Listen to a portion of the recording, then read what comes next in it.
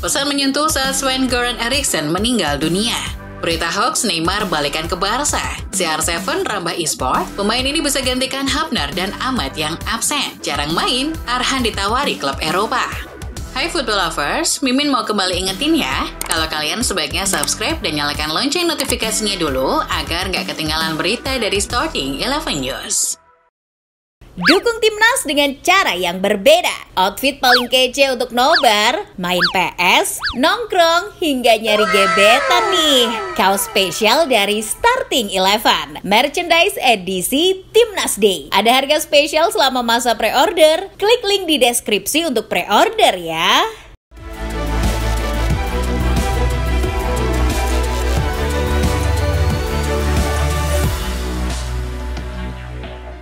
Dilansir dari Sky Sport, kabar duka datang dari mantan bos Inggris Sven-Göran Eriksson. Pelatih asal Swedia tersebut meninggal dunia pada usia 76 tahun akibat mengidap sakit kanker pankreas yang sudah cukup lama. Eriksson adalah pelatih asing pertama timnas Inggris yang diangkat pada tahun 2001 silam. Ia melatih para pemain yang sering dikenal sebagai generasi emas Inggris seperti Beckham, Gerrard, Rooney, maupun Lampard. FA rencananya akan berikan penghormatan kepada mendiang Eriksson pada bulan September saat The Three Lions menjamu Finlandia pada laga UEFA Nations League di Wembley. Sementara itu, atas meninggalnya Sven-Göran Eriksson, mantan pemain timnas Inggris berbondong-bondong mengucapkan pesan menyentuh. Wayne Rooney terharu saat ia mengenang Eriksson saat memberinya debut di timnas Inggris pada usia 17 tahun. Lalu Michael Owen juga mengirimkan pesan dengan mengatakan bahwa Eriksson adalah sosok yang sangat dirindukan oleh semua orang di dunia sepak bola. Sementara itu, Rio Ferdinand tak bisa berkata-kata dan hanya mengunggah 2 foto dirinya sedang dilatih oleh Eriksson. Tak hanya pemain, Pangeran William pun tak lupa memberikan penghormatan yang tinggi pada mendiang Eriksson. Masih dari kabar sepak bola Inggris, dilansir dari The Sun, Chelsea baru saja meluncurkan jersey ketiga musim ini dengan warna dominan hitam dan sedikit sentuhan warna pink. Kyle Mudryk dan Moises Caicedo terlihat jadi model jersey baru tersebut. Yang terlihat baru di jersey tersebut adalah logo apparel Nike yang mengarah ke atas. Jersey ketiga tersebut menurut pihak Chelsea terinspirasi dari era punk rock era 70-an. Filosofi punk dianggap Chelsea adalah tentang masa muda, energik, dan menjadi berbeda dari yang lain. Itulah makna yang ingin ditunjukkan oleh The Blues dari jersey ketiga tersebut. Beralih ke kabar berikutnya, dilansir dari The Sun, pemain Real Madrid asal Inggris Jude Bellingham dilaporkan telah membeli tanah yang akan dibangun 2 rumah baru. Bellingham sedang membangun 2 rumah senilai 7 juta pounds di daerah West Midlands, tepatnya di kawasan desa Burn Green, Worcestershire. Desa ini dianggap sebagai salah satu lokasi paling bergengsi di West Midlands. Menurut laporan yang didapat dari orang dekat Bellingham, pemain Al Real tersebut membangun rumah karena ingin kembali ke Liga Inggris suatu saat nanti setelah tak lagi bermain bersama Los Blancos. Dari kabar lainnya, pemain Manchester City Matheus Nunes berharap segera meninggalkan Etihad untuk menuju Atletico Madrid. Dilansir dari Gol, kembalinya Ilkay Gundogan, menit bermainnya akan terganggu. Pemain timnas Portugal tersebut berharap segera mendapatkan klub baru yang bisa membuatnya bermain tiap pekan. Los Colchoneros asuhan Diego Simeone dilaporkan bersedia menampung dan memberi menit bermain lebih pada Nunes. Namun Atletico Madrid hanya ingin meminjam Nunes selama semusim. Kesepakatan transfer ini diharapkan Atletico bisa diproses sebelum jendela transfer ditutup. Kalau Atletico Madrid ingin segera mendapatkan Nunes, lain halnya dengan klub La Liga lainnya. Celta Vigo, yang dilaporkan pakar transfer Fabrizio Romano telah berhasil mendapatkan Marcos Alonso. Marcos Alonso sepakat gabung Celta Vigo dengan status bebas transfer. Detail kontrak dilaporkan telah disetujui, namun Marcos Alonso baru bisa didaftarkan oleh Celta Vigo di La Liga setelah mereka melepas beberapa pemain. Pasalnya, Celta Vigo harus patuh pada peraturan Financial Fair Play. Maklum, gaji Marcos Alonso cukup tinggi, yakni mencapai 6 juta euro per musim. Beralih ke kabar dari sepak bola Italia. Dilansir dari The Sun, David De Gea terlihat dicampakkan oleh pelatih Fiorentina Raffaele Palladino setelah hanya bermain 1 laga. Penampilan buruknya di laga kualifikasi Conference League membuatnya tak lagi diturunkan di laga Serie A saat melawan Venezia. Palladino lebih memilih memainkan kiper Pietro Terracciano. Hebatnya, kiper pengganti De Gea tersebut berhasil ciptakan clean sheet di laga melawan Venezia. Hal tersebut tampaknya akan menjadi alarm bahaya bagi De Gea. Palladino bisa jadi akan percaya pada Terracciano ketimbang dirinya. Masih dari kabar sepak bola Italia, dilansir dari Football Italia, mantan kiper Gliazzurri Gianluigi Buffon akan segera mendapat penghargaan khusus oleh Presiden UEFA, Alexander Ceferin. Penghargaan tersebut diberikan sebagai pengakuan atas pencapaian yang luar biasa, keunggulan profesional, dan kualitas pribadi yang patut dicontoh oleh pesepak bola lainnya. Nantinya penghargaan tersebut akan diterima Buffon pada hari Kamis 29 Agustus 2024 di Grimaldi Forum, Monaco, saat acara Drawing UCL dilangsungkan. Beralih ke kabar lainnya, dilansir dari Football Italia, mantan pemain AC Milan asal Kroasia, Ante Rebic, kembali lagi ke Serie A. Bukan lagi membela Milan, Verona, atau Fiorentina, melainkan membela Lecce. Ia telah resmi diumumkan sebagai pemain baru Lecce. Rebic diangkut secara gratis setelah kontraknya bersama klub sebelumnya, Besiktas, diputus. Pemain berusia 31 tahun tersebut akan menjadi senjata baru di lini depan Lecce musim ini.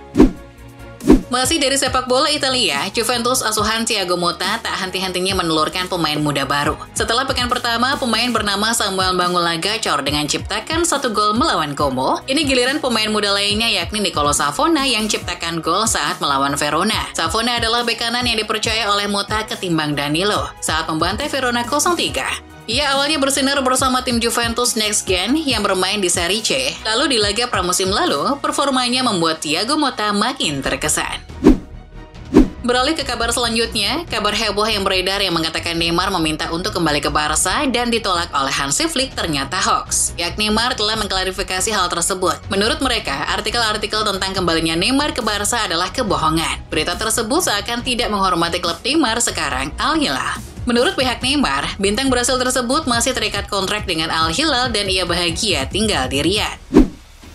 Dari Neymar ke kabar soal Cristiano Ronaldo. Baru-baru ini Cristiano Ronaldo mengunggah di akun X-nya tentang keterlibatannya dalam acara penghargaan e-sport di Arab Saudi. CR7 terlihat bersama Presiden FIFA jadi ikon yang hadir di acara sekaligus menjadi peresmian Piala Dunia e-sport. CR7 sangat peduli pada e-sport. Ia mengatakan bahwa malam tersebut adalah malam yang tak terlupakan bagi olahraga e-sport. CR7 juga mengatakan bahwa dirinya selalu mendukung e-sport untuk terus bertumbuh, baik di Arab Saudi maupun di negara-negara lain.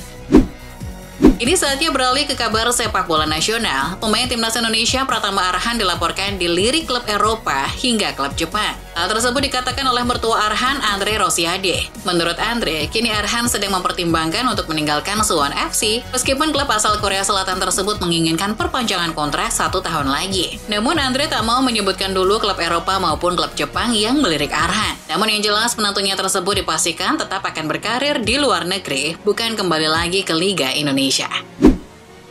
Beralih ke kabar berikutnya, ada kabar kurang baik datang dari Sirus Margono, salah satu kiper keturunan Indonesia yang sudah jadi WNI. Usai kontraknya tidak diperpanjang lagi oleh klub Yunani Panathinaikos, akun Instagram pribadinya tiba-tiba menghilang. Entah dihapus atau kena hack, yang jelas hilangnya akun Instagram pribadi Sirus Margono tersebut membuat publik tanah air bertanya-tanya. Pemain yang tak juga dilirik Sintayong untuk masuk timnas tersebut sampai sekarang juga tak ada kabar di mana keberadaannya sekarang.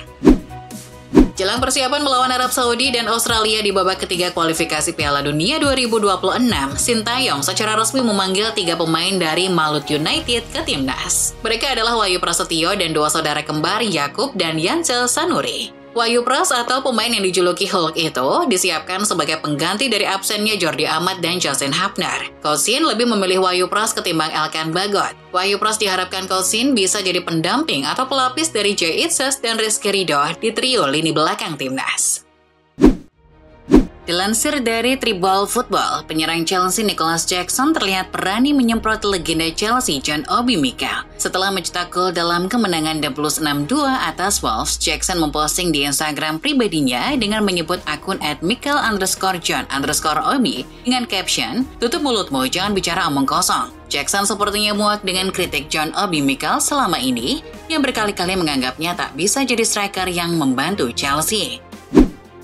Sementara itu dilansir dari Mirror, Everton telah diprediksi oleh bandar judi terkenal bakal terdegradasi dari Liga Inggris musim ini. Prediksi tersebut berani diungkap bandar judi tersebut setelah The Toffees menderita 2 kali kekalahan di Liga Inggris dengan total kebobolan 7 gol. Kondisi internal Everton musim ini juga sedang carut-marut. Selain dicemooh fans sendiri pasca laga melawan Spurs, mereka juga masih terkendala masalah keuangan yang membuat mereka susah bergerak di bursa transfer. Beralih ke kabar dari tim yang baru saja membantai Everton, Tottenham Hotspur. Dilansir dari Goal, pihak The Lily-Whites telah mengumumkan bahwa mereka akan mengundang penyanyi rap terkenal Lil Wayne untuk hadir di laga Spurs berikutnya. Ajakan tersebut bermula setelah Lil Wayne mengaku fans berat klub berlogo ayam tersebut. Rencananya di laga tandang melawan Newcastle di St. James Park, Lil Wayne akan hadir nonton langsung untuk mendukung pasukan Ange Postecoglou di lapangan.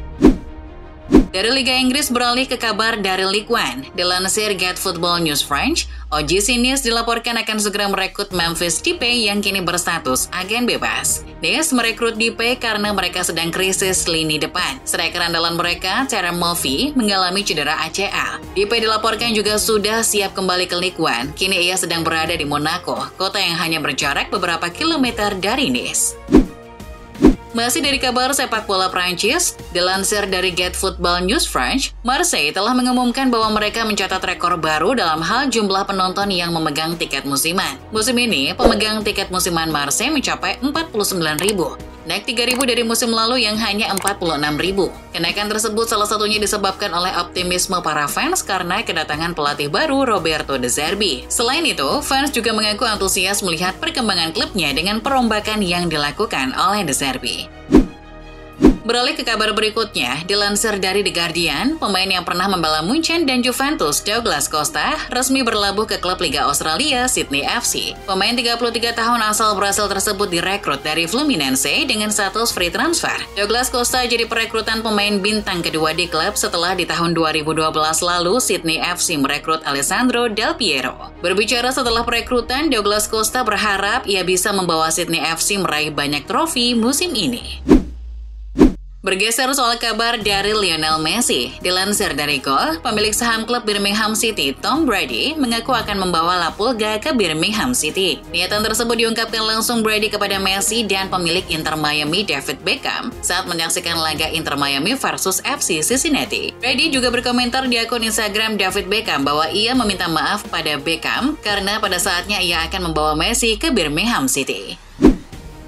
Kini saatnya beralih ke kabar dari sepak bola nasional. Meski harga tiket timnas saat melawan Australia sudah dijual dengan harga antara 150.000 hingga yang 1,5 juta, namun harga tiket laga kandang timnas berikutnya diperkirakan akan mengalami kenaikan. Setelah menjamu Australia, timnas akan berlaga lagi di kandang selama 4 kali, yakni melawan Arab Saudi, Cina, Bahrain, dan Jepang.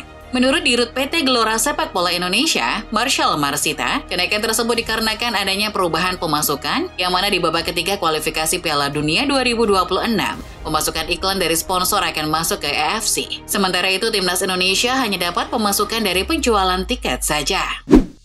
Masih berita seputar Timnas Indonesia, Dewa United telah resmi mengirimkan 2 pemainnya ke Timnas Indonesia untuk babak ketiga kualifikasi Piala Dunia 2026. Keduanya adalah Egy Maulana Fikri dan Ricky Kambuaya. Hal tersebut diungkapkan langsung oleh pelatih Dewa United, Jan Alderich Ring. Egy dan Kambuaya adalah pemain ke-8 dan ke-9 yang telah resmi dipanggil ke timnas. Sebelumnya sudah ada 7 pemain yang resmi dipanggil Sintayong. Rencananya Coach Shin akan memanggil total 26 pemain dengan rincian 14 abroad dan 12 dari kompetisi domestik. Beralih ke kabar berikutnya, pelatih baru Laos asal Korea Selatan, Ha Hyuk-jun, baru-baru ini menyinggung soal kekuatan timnas Indonesia. Kompatriot Sintayong tersebut menyadari bahwa kekuatan mereka masih rendah dan jauh dari timnas Indonesia. Saat ditunjuk sebagai pelatih Laos, ia bahkan mengaku belum mampu mengalahkan tim seperti Indonesia kepada Federasi Sepak Bola Laos. Meski begitu, di Piala AFF 2024 nanti, ia tetap akan berusaha, mengingat Laos dan Indonesia satu grup di Piala AFF 2024.